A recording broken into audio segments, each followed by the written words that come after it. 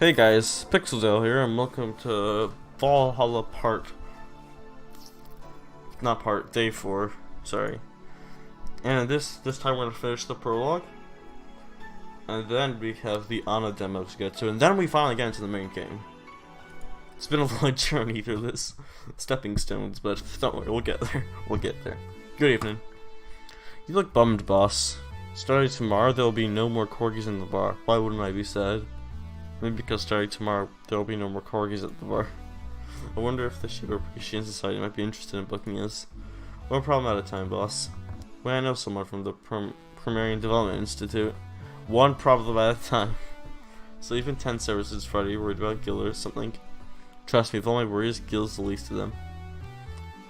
Put on some music and enjoy the day, right? Yeah, that's good. Time to mix drink can change lives. Bartender, we meet again. Oh, Miss Betty. Hello. And Mr. Corgi Lover. Call me Deal. Deal. Deal? Deal. Wipe that satisfied look off your faces, you two. What can I serve you today? I'll have a beer.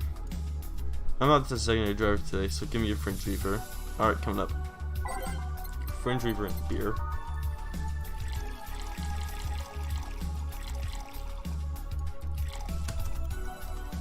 And beer.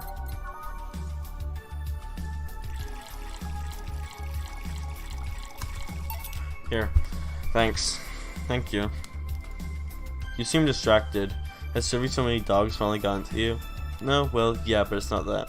My boss has been acting weird since Friday. Weird how? Romantic weird? Drug addict weird? Let's hope nobody finds the body in the fridge weird? For starters, is the fact she only told me we were being booked moments before we opened. Plus, she seems completely distracted or lost in her thoughts. Like you. Worse. Oh. Not being yourself, and that makes me wonder if something's going on. Like what, do you run a human trafficking ring in the basement? No, we don't have a license for that. Oh well, thinking about it too much is not part of my job. Can I ask you something about your job? Sure. I've always been curious, what does the BTC need in their bartenders? What do you need to study? They train you from scratch so you don't have to study anything beforehand. What does the training involve? It's a lot of etiquette and regulation work. Most of our time though is actually spent in simulations. Simulations? Different scenarios involving different chemical hazards, that sort of thing. They want to see if you're able to respond to every possible situation that might come up involving your ingredients. And the chances for failure are really slim, but it's better to not take those chances. I see. I'll be back with you guys in a bit. I must attend to the other clients. Dogs, that. Oh, sure. They are chasing me, man. Who? The cabbages, man. The cabbages. They are everywhere. They are out for my rump. Never mind. Can I get you anything to calm down? A big blue fairy would be nice. Okay then. A big blue fairy.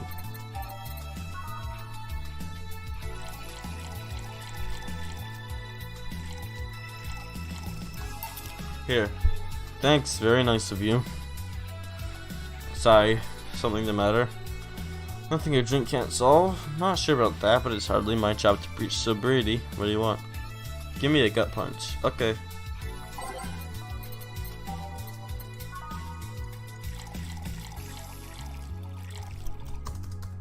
Here you are. Thanks. Hey, you ever felt guilty for being born in the wrong race? The what now? I've just been hearing so much about how we're racist, and I'm wondering, are you racist? Not really. Do you feel like other corgis might be? Definitely, I mean. And then why worry? It's not like they're calling you racist. You shouldn't take generalizations personally. You might be right. Man, you should have seen the cutie I saw yesterday on the way home.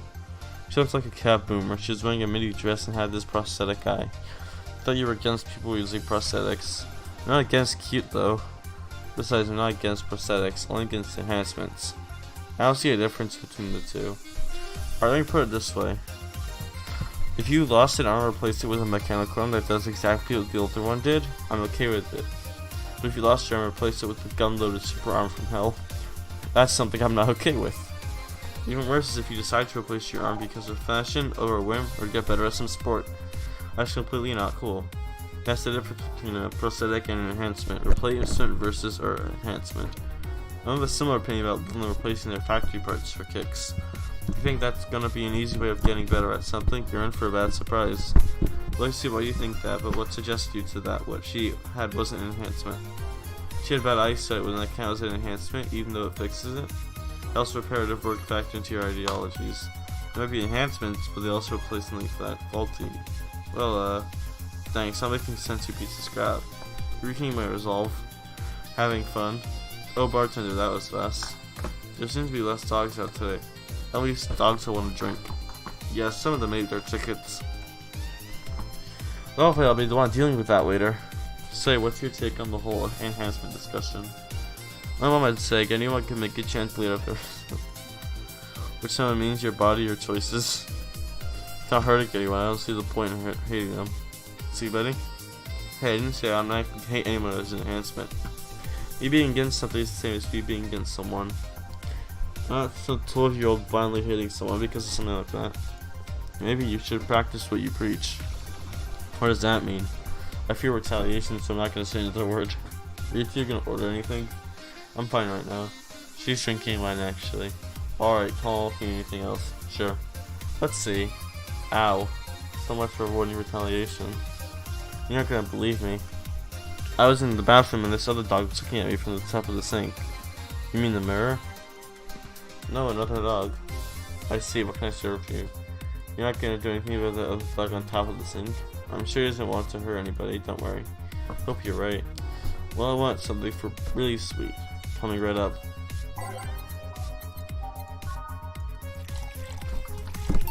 Here you go. Thanks, please think about the thing with the other dog on top of the sink. I will, don't worry. Well then, that was quick. Like I said, there aren't too many dogs today. When I heard someone booked us for 3 days, I expected more of an attendance. Where you're going, this fellow here said that the Bleeding Jane is better than a pile diver. Please prove him wrong. All I'm saying is I don't see the point in drinks that feel more like a kick in the mouth than a beverage. What do you think, bartender? Do you think there's any point discussing non-alcoholic drinks at a bar? In my opinion, people who wear a bad touch always make me giggle like an idiot, though. That's not an opinion, that's a statement. Oh, please serve us either pile divers or bleeding jays. We'll just let you decide which one's better. Coming right up. Just do 2 pile divers.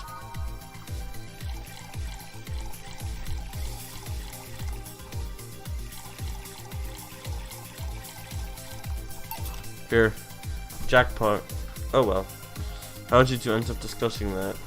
Well, it started when I told this guy that I wasn't as crazy with the idea of working just for corgis. Why you like corgis? They're cute, fluffy, and funny, and they just like make you smile. I'll tell you one interesting thing about them. Legends say they were created by a fairy and their breed was raised to fight dragons. Oh, you have to be kidding. No, actually, I heard that one too. Really? Still, I can't see why you're so tired of them. Don't know, maybe because I only ever deal with them at their worst. You've only seen them in their happy state. I'm the one running feces samples and clogging their sphincters after they eat their owner's dental floss. Maybe they're veteran, but they treat me like a mom and not in a good way. It's like being a... Yeah, after a while you stop seeing they see issues you must fix. At least they're cute issues. Depends, you can't pick clients by age or preferences. Let's talk about your job. Oh yeah, that too. So I don't think it's too much that I'm tired of them as it is. I'm tired of you being so obsessed with them. I'm not obsessed, I'm passionate. You sleep with a corgi plushie beneath the wall dedicated to photos you've taken at the company. I'm really passionate. Too much passion can become an issue, you know. Speaking of issues, did you talk with the directors about the whole cardigan conflict? I was going to do that tomorrow when they're all together, but I still don't see why I should be the one doing it. For starters, they don't take me too seriously. Understandable, they don't take you seriously either. I mean, in the end, they're still dogs, and they need someone with a strong, commanding voice. Are you saying I have a naggy voice? No, not your voice, just your entire demeanor. So I have a naggy demeanor? I'm assuming you two are talking about the whole race conflict. Yeah, this is hurting them more than they think. The company might actually collapse at this rate. Which is terrible because a couple of these dogs' families are dependent on their paycheck. Doesn't that count as an unethical and unusual treatment of animals? It's a bit of a legal gray area. The dogs are doing it willingly after all. Even if they weren't doing it willingly, the dogs aren't actually being mistreated or exploited. In fact, the company is pretty relaxed. Speaking of relaxed, how's Jurgen doing? He's fine, still complaining about his back, still willing to take his medicine. He said he's not that weak. What's this Jurgen guy?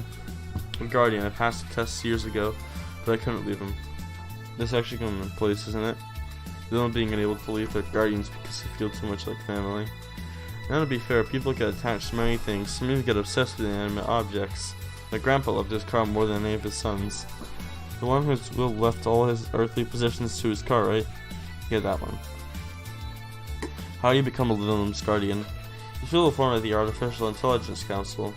Then they do a background check. If they deem you useful, they'll give you authorization. Given a week's notice before they give you all the data about the Lilim they'll be taken care of.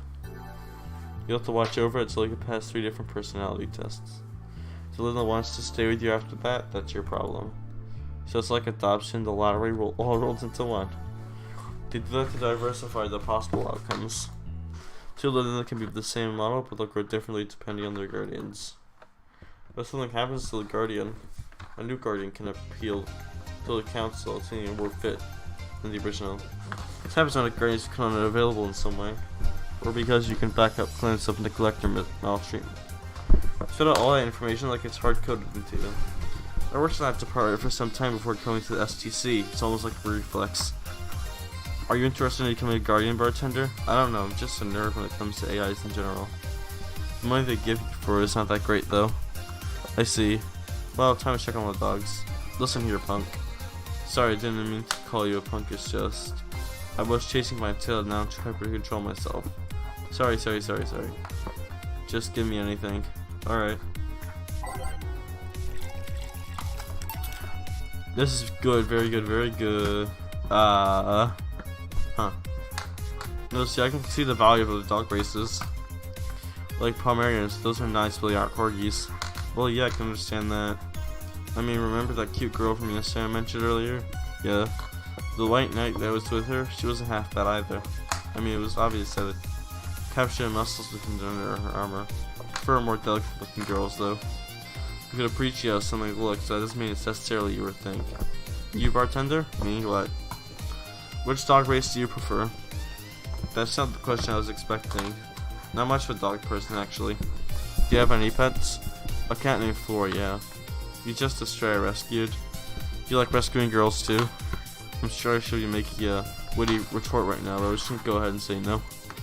Weird, I always thought that rescue fantasy was universal. Well, I call it Floor.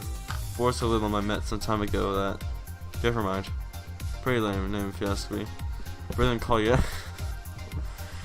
Don't you foreplay? It's quite the sight, huh? Just a lively sense of fear foreshadows in my presence entirely. You don't want to lose consciousness that much. You only need to calm down with the whole pun hating stuff, buddy. But move away from this whole foreground. What is this rescue fantasy you mentioned before? With one where wayward, dangerous souls redeem themselves with the power of love. For that boy who turns away life for crime. The architect girl who lived on the streets who turned tricks until she found a good man worth changing for. It's corny I'm out of water. It's corny romance cliches 101. Oh, you're the one with the shelf full of old lady romance novels. I'll trust you on this. Hey, Fabio the 13th, the national treasure.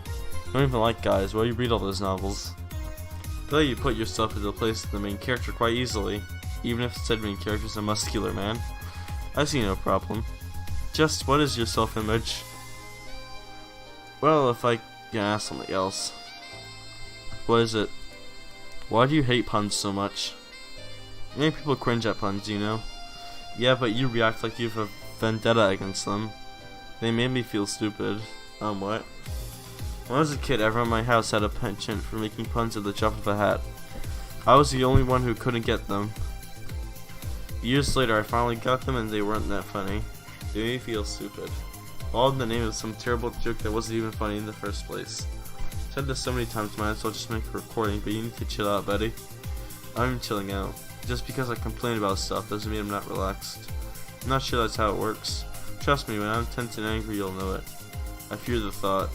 Anyway, I'll go check on the dogs. I'm supposed to be the doctor and they're being suspiciously quiet. Be careful. You want anything else? I'll have a bloom light. Actually, make that too, please. Sure. Bloom light.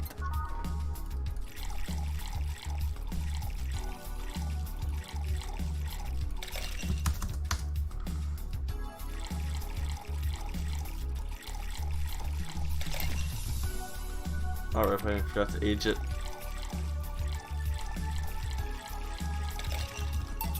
Here, thanks. Say, you two seem to get along quite well. Well, when you're the only sentient humanoids in the entire company, it kinda happens. Sentient? You have a couple of test mannequins and cardboard cutouts, so I see. See if there's more to it than just that, though. I mean, even if you two are the only ones of your kind, you can still hate each other. Well, I guess I'm one of the few that can stand Betty. She's a really nice person, but she doesn't sugarcoat things.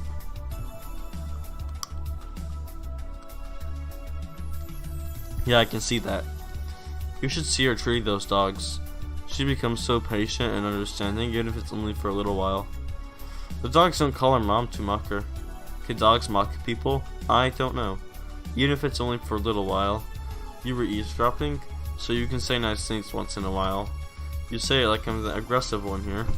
It's nice hearing people say good things about you once in a while, you know? You should take care of your own advice. Maybe some other time, not a hug box. I think it happened.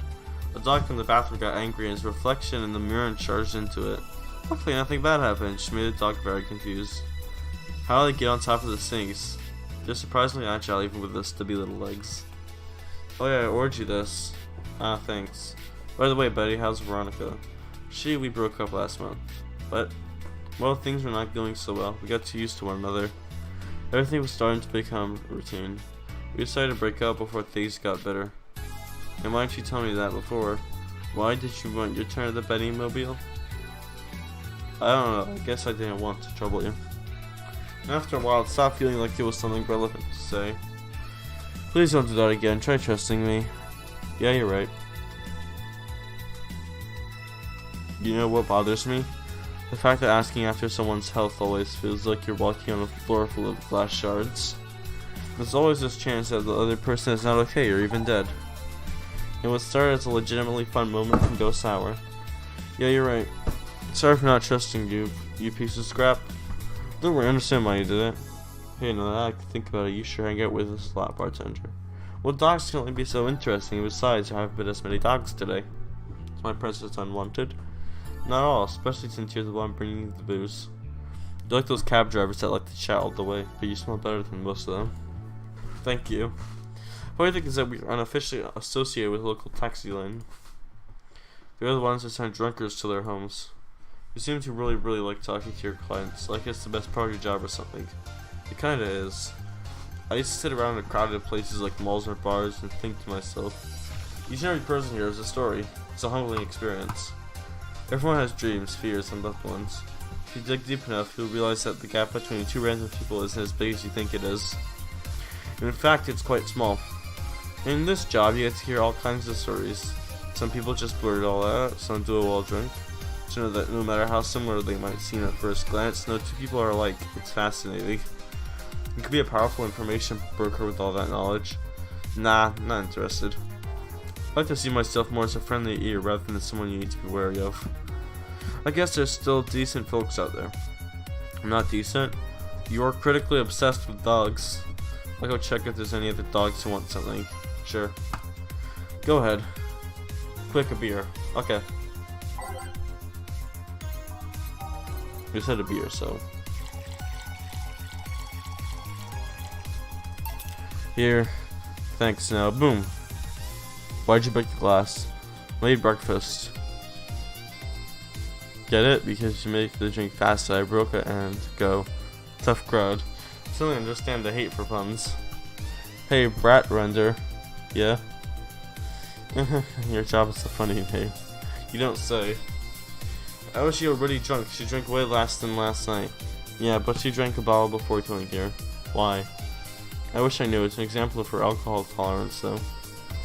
Broad Denter. I want to make a toast to my good friend, the robot here. Probably the only person robot thing that can stand my yapping for more than half an hour. Without my job would be 5 times more boring, my life 2 times more meaningless. Cheers. You're not holding a drink. Been giving one, Ben Trader. Isn't that your job? I need a beer, a big one. Alright, big beer. Big beer.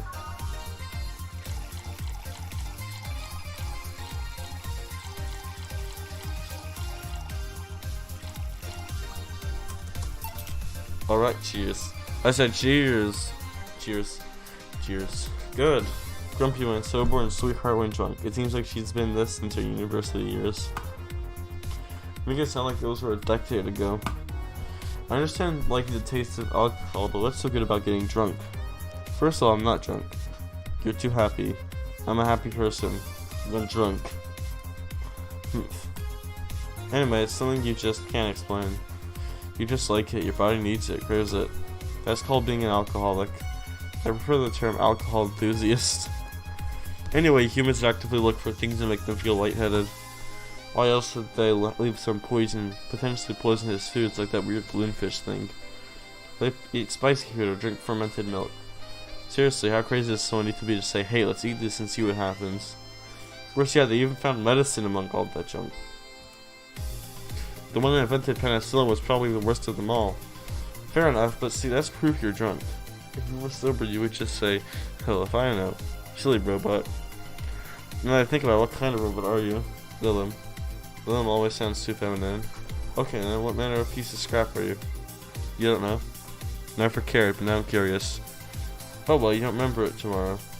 I'm a DT-103, a social development robot. Is that like the DSC-72s? No, DSC-72s is trying to be physically human as possible in order to blend in with humans better. Mine is more tailored for resilience. We are worked with them. Unless you be cursed to only be one destiny from the moment you were born. You can do whatever you want, silly robot. Follow your dreams. I know I'm already doing it. Be cleared or hardwired for what duty means you're more adept at certain things. Your robot's freedom of choice, that's the whole purpose of the ADM law. Yeah, you know, you say you're resilient, but you don't look the part. I'm trying to upgrade my muscles, but I can stand up to 200 degrees Celsius without breaking a sweat. Lilim can sweat. Cooling agents, yes. No matter, you're still special to me no matter what kind of robot you are. Lilim. No matter what piece of... Speaking of special, how come it isn't legal to marry a dog yet? Excuse me, what? If humans are allowed to marry robots, Lilim, I meant Lilim. They should be able to marry dogs too. Abtrender. That's me, I think.